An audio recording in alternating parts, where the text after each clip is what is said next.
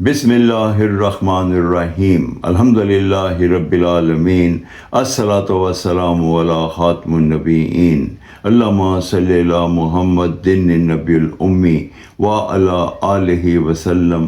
السلام علیکم ورحمۃ اللہ وبرکاتہ۔ میری آج کی حدیث سنن ترمذی 1331 نمبر۔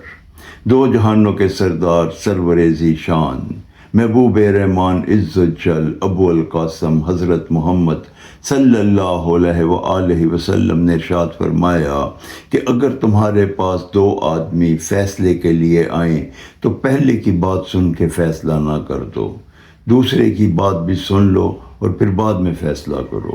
اس حدیث مبارکہ کا یہ مفہوم ہے کہ اگر کسی کا کوئی تنازع ہے اور وہ آپ کو منصف بناتا ہے تو منصف کے عہدے پہ جب آپ مقرر ہو جائیں تو آپ فیصلہ جو ہے بہت ہی تحقیق و چھان بین کے ساتھ کریں۔